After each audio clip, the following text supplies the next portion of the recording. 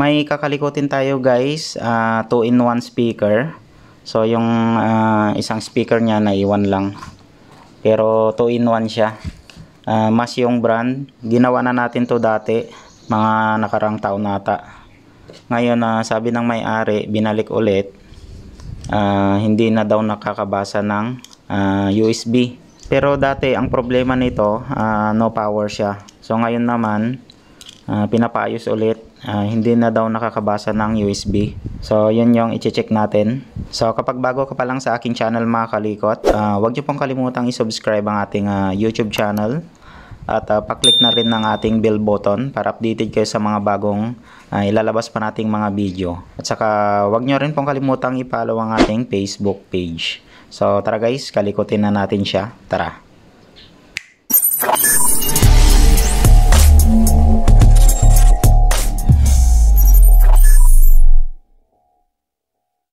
Try na natin. So naka-power na siya mga kalikot. Hindi kaya itong USB niya yung may problema. So ito mga kalikot, hindi niya daw nadidetect yung USB or hindi niya nababasa. So try natin. Or maluwang na yung USB slot niya or lost connection na yung USB slot niya doon sa kanyang board. So check natin mamaya. Ayan, naglo-load naman pero hindi tumutuloy.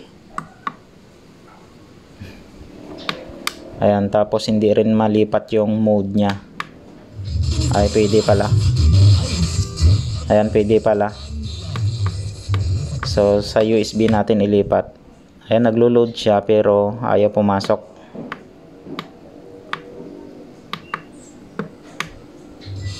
Ayan, okay naman yung FM niya. Lipat natin sa USB. Ayan, naglo-load pero hindi tumutuloy.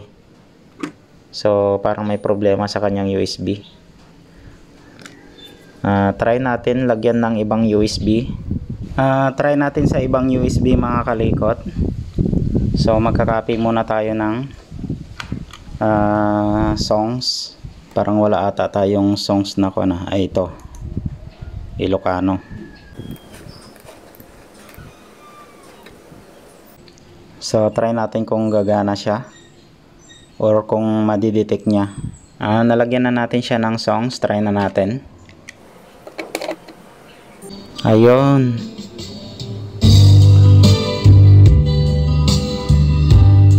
So okay na siya mga kalikot. Parang dito siya nagkaroon ng problema sa kanyang USB. Ayan. So okay yung sa USB natin. Ibig sabihin mga kalikot, may problema sa kanyang USB, corrupted na siya, hindi na nadidetect. Try natin ulit. Ayan, naglo-load tapos magka-cancel siya. Yung USB natin, ayan o, naglo-load tapos mag-start na siya. Yan, so hinaan na lang natin, baka makapiright tayo. So dito siya nagkaroon ng problema sa kanyang USB. So okay yung unit natin. Try natin yung USB nila dito sa ating laptop. Baka magawan pa natin ang paraan. Or baka hindi rin madidetect. Ayun, so USB device not recognized. Parang corrupted na siya. Ayan, so may problema sa kanyang USB flash drive. Try natin sa ibang port. Ayan, not recognized pa rin. So wag na natin ipilit. Bibili na lang sila ng USB flash drive nila. So okay, yun lang. Okay naman yung unit natin, nakaka-detect naman. So nagkaroon lang ng problema dito sa kanyang USB flash drive. Yan, testing natin ulit. Ayan o, nagdi-detect ka agad. Ayan. So okay na siya mga kalikot. Yun lang yung problema niya sa USB flash drive. corrupted na siya. Tapos yung kanyang USB slot okay naman, walang problema.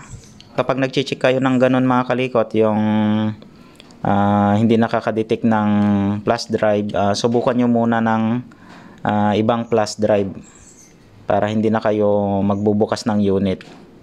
Kasi ito yung problema minsan, corrupted na siya, hindi na siya nadidetect. Wag kaagad natin bubuksan yung isang unit. Step by step natin siya nagagawin. So kailangan kung ano yung problema na sinabi ng may-ari, kung USB, ang una nating i-check yung mismong USB kung nadidetect pa siya or hindi na. So ganun lang mga kalikot.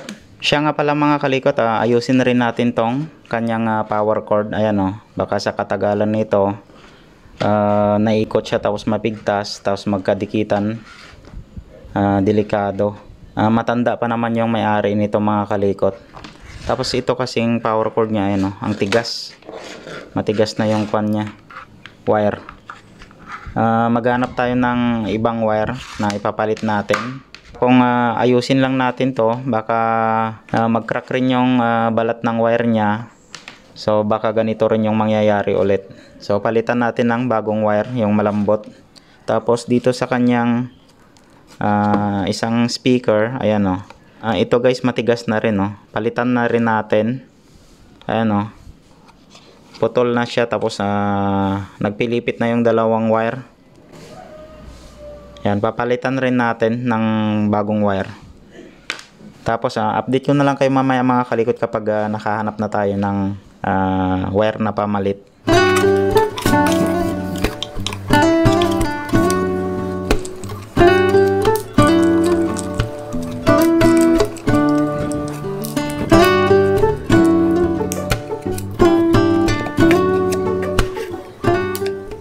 Testerin natin yung speaker. Yan, tumutunog pa kapag tinitester natin. Tanggalin na natin yung dati niyang wire. Yan, malutong na. Tapos ito na yung ipalit natin. Pero bago natin ipalit to, testerin muna natin kung okay pa ito. Ayan, malutong na rin siya so hindi pwede ito. Hanap tayo ulit. Ito na yung ilagay natin mga kalikot. Ayan.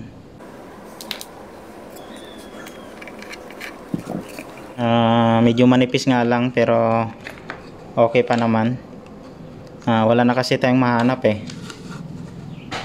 pagbuhulin lang natin para hindi mahugot. Ayan, para mag-lock siya, para hindi madaling mahugot.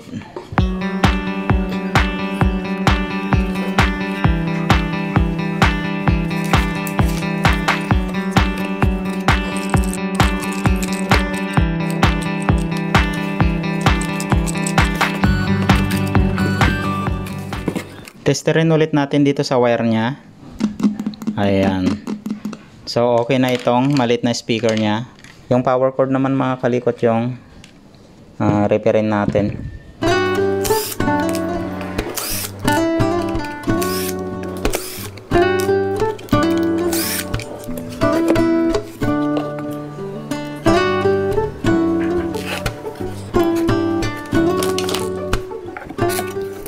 Ayan mga kalikot Ayan, delikado yan pag napilipit silang dalawa tapos nabalatan.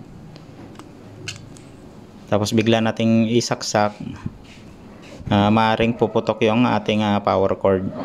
Palitan natin siya ng bagong power cord. May bago naman tayong power cord, ito na lang yung ilalagay natin. Ayan. Putulin na lang natin to.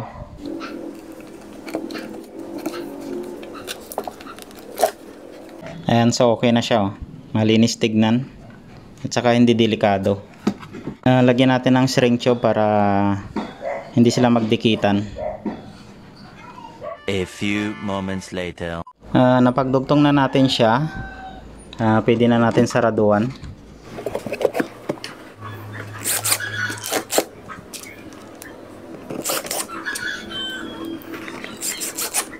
Try na natin mga kalikot na lagyan na natin yung kanyang power cord, tapos napalitan na rin natin yung wire ng tweeter or yung kanyang malit na speaker.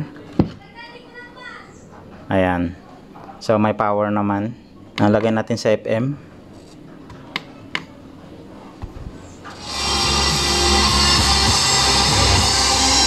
So okay na lahat mga kalikot. Maraming salamat guys sa panonood ng mga video natin. Sana makatulong ulit tong video na to sa inyo. Huwag nyo pong kalimutang i-subscribe ang ating YouTube channel. At pa-click na rin ng notification bell natin para updated kayo lagi sa mga bagong video natin. At saka huwag nyo rin pong kalimutang i-follow ang ating Facebook page. So maraming salamat. Ingat kayong lahat and God bless sa ating lahat mga kalikot. Bye bye.